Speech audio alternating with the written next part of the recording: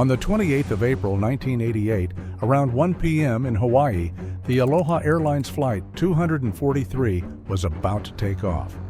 It was a beautiful day, a sunny day, and most of the passengers were there to enjoy their holidays. In case you don't know about Hawaii, it is a group of islands in the Pacific Ocean and is a part of America. They are beautiful islands, and their capital is Honolulu. This flight was actually traveling from Hilo to Honolulu. Hilo is the southernmost island of Hawaii. It wasn't a huge distance, it was a 35-minute flight, a routine flight. The Aloha Airlines is a local Hawaiian airline which connects the various islands. Because of the short distances, this specific plane had already flown 8 times since morning. It had gone on 3 different round trips, but this wasn't unusual. It's normal for such planes. Everything was going as it should.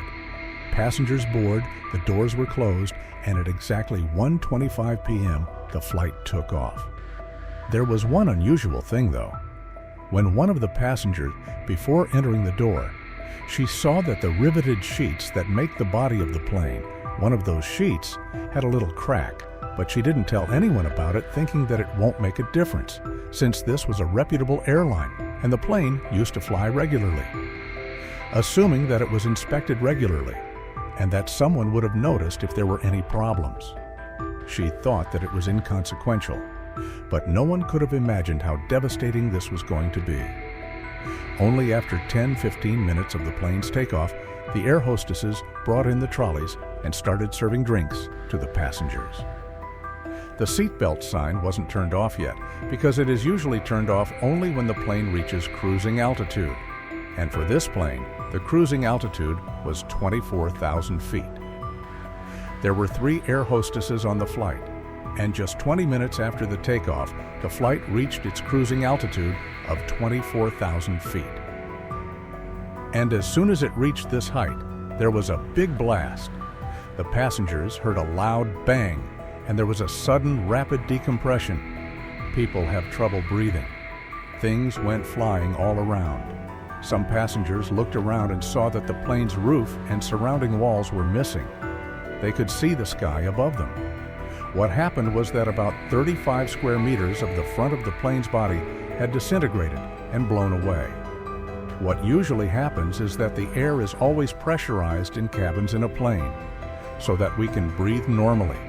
Otherwise, at a height of 24,000 feet, the atmospheric pressure is very low. The air is so thin that we cannot breathe normally at that height. That is why aeroplanes have their own pressurization system, which regulates the air by pumping it. If for some reason this system breaks down and the aeroplane keeps flying at the same altitude, in the event of loss of cabin pressure, oxygen masks will drop.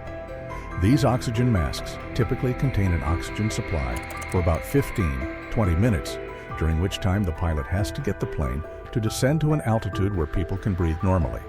Now, in our story, what happened in Flight 243 is that the oxygen masks did drop, but the oxygen mask system was not working. Due to the plane's roof being blown away, the oxygen mask system was completely destroyed.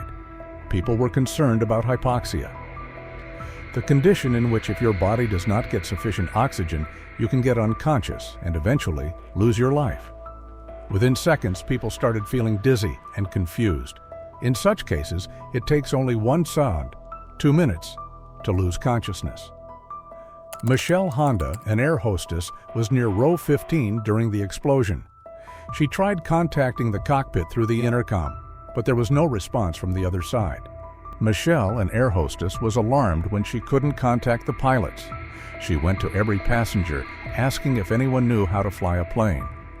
This terrified the passengers, who now realized the pilots were unresponsive. As she crawled toward the cockpit, she saw her colleague Jane with a bleeding head and noticed the cockpit's view was completely blocked. The passengers faced extreme conditions: 500 km/h winds, 45 degrees Celsius temperatures, and a lack of oxygen.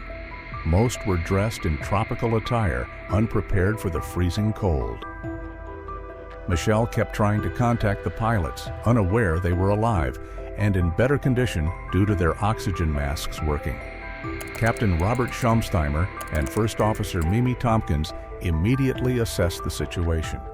The plane's roof had blown off, the cockpit door was gone, and debris was everywhere. They quickly donned their oxygen masks and initiated an emergency descent at 4,100 feet per minute. Their main concern was that the nose of the plane was slightly drooping, threatening to separate the cockpit from the cabin. Tompkins contacted Honolulu, but was advised to land in Maui, which was closer. At 1:48 p.m., 3 minutes after the roof had flown off, the plane reached 14,000 feet, reducing the risk of hypoxia. However, another obstacle appeared. The 10,000-foot Haleakala summit was in their path. The pilots skillfully maneuvered between two islands, maintaining a speed of 170 knots to avoid the mountain. As the plane neared the runway, a new problem emerged. The nose gear failed to deploy properly.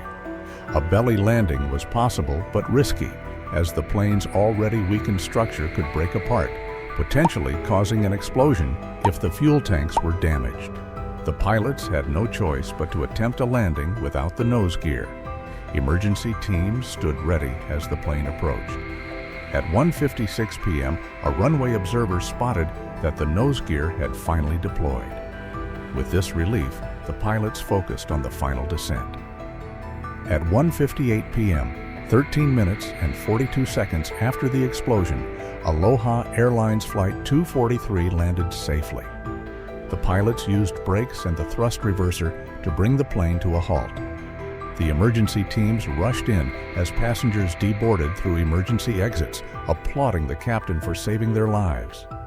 While most passengers survived, some were seriously injured. Rows 4 to 7 sustained the most injuries, while passengers in rows 8 to 21 had minor injuries. Miraculously, 21 passengers remained unscathed. Air hostess Jane Sato had a concussion but survived, while Michelle Honda was safe and ensured all passengers were accounted for. Tragically, one person perished. C.B. Lansing, a 58-year-old air hostess, was sucked out when the roof was torn off. Despite search efforts, her body was never found. The survival of the remaining 94 people was credited to seatbelts. Because the plane had not yet reached cruising altitude, the seatbelt sign was still on, preventing more passengers from being sucked out. Following the incident, investigators found the cause: metal fatigue and corrosion. The plane had undergone 89,680 flight cycles and 35,496 flight hours. With each flight, the fuselage expanded and contracted due to pressurization, weakening it over time. Boeing's older bonding method, which relied on epoxy glue and rivets, proved inadequate.